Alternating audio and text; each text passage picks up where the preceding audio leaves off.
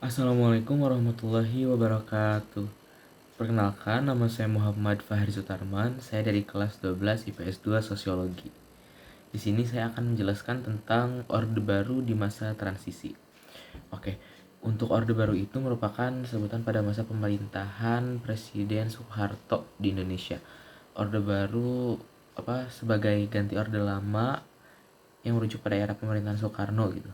Orde Baru lahir dengan semangat koreksi total atas penyimpangan yang dilakukan oleh penyimpangan yang dilakukan di masa Soekarno, yaitu di masa Orde Lama yang baru dilaksanakan dari tahun 1966 sampai 1998. MPR secara resmi ngelantik Soeharto di tahun 1968 untuk masa jabatan 5 tahun sebagai presiden. Kemudian dia dilantik kembali secara berturut-turut dari tahun 1973 sampai 1998.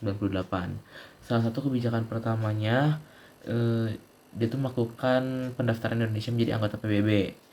Nah, Indonesia resmi jadi anggota PBB itu pada tanggal 28 September 1966.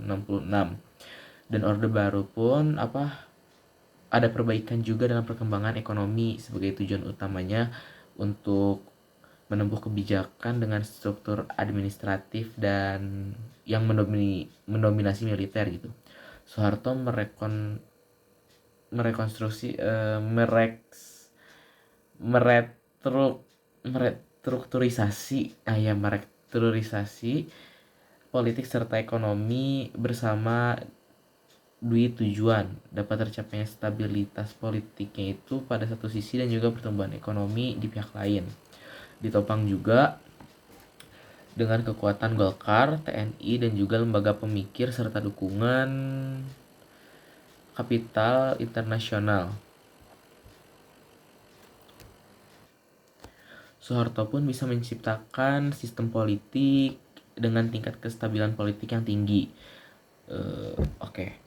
Untuk kelebihan dan kekurangannya adalah perkembangan GDP. Untuk kelebihannya yaitu perkembangan GDP per kapita Indonesia pada tahun 1968 hanya $70 Amerika Serikat dan tahun 1996 telah mencapai lebih dari $1.565 Amerika Serikat.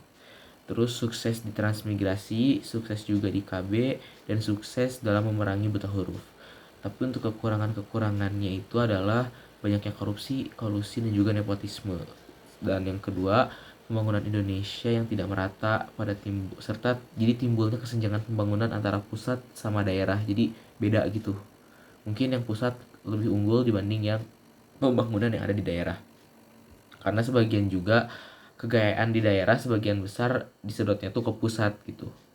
Jadi yang pusat tuh lebih bagus dibanding yang di daerah. Kayak gitulah ya.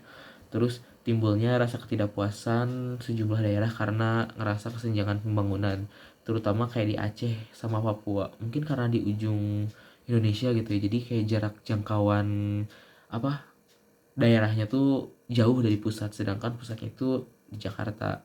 Nah, begitu. Mungkin cukup sekian penjelasan yang bisa saya jelaskan, kurang lebihnya mohon maaf. Wassalamualaikum warahmatullahi wabarakatuh.